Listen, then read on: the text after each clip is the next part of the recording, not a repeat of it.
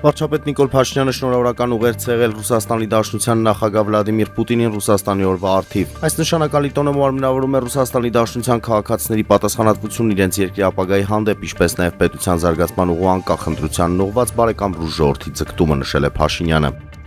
Կենտրոնական ընտրական հանձնաժողովից տեղեկացնում են, որ թիվ 12 ընտրատարածքային ընտրական հանձնաժողովն անվավել է ճանաչել իր սպասարկման տարածքում գտնվող 12 կոտորակ 13 ընտրական տեղամասի քվեարկության արդյունքները։ Այս տեղամասում քվեարկության օրը բացակայել է 8 համարի քվեաթերթիկը, թիվ 12 կոտորակ 13 տեղամասի քվեարկության մասնակիցների թիվը 809, որոշման համաձայն արձանագրվել է որպես անճշտությունների գումարային չափ։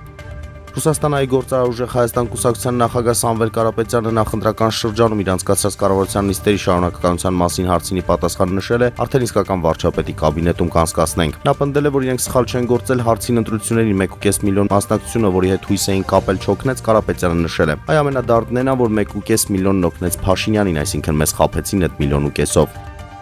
Հունիսի 12-ին տեղական ժամանակով ժամը 15:13-ին սեյսմիկ պաշտպանության տարածքային ծառայության սեյսմոլոգիական ցանցի կողմից գրանցվել է աշխարհագրական կոորդինատներով Ադրբեջան Շեքի քաղաքից 52 կիլոմետր հարավ-արևելք, օջախի 10 կիլոմետր խորությամբ 4.8 մագնիտուդով երկրաշարժ։ Երկրաշարժը զգացվել է Տավուշի մարզի Բերդ քաղաքում, ինչպես նաև Չինարի եւ Այգեձոր գյուղերում 2-ից 3 բալուր գնությամբ։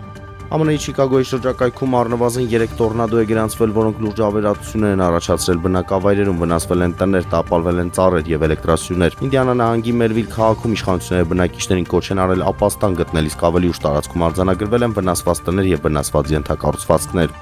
Երևանի քաղաքապետ Տիգրան Ավինյանն ասել է, որ վերջին շրջանում քարոզարշավի ընթացքում շատ մարդիկ հասցրել են տեսնել, թե ինչ է կատարվում Երևանյան բակերում։ Մոտավորապես վերջին 4 տարիների ընթացքում մենք միայն Երևանի բակերում կառուցել ենք 136 ֆուտբոլի մարզադաշտ, որը կարծում եմ շատ լավ եւ դրական ցուցանիշ է, ասել է քաղաքապետը։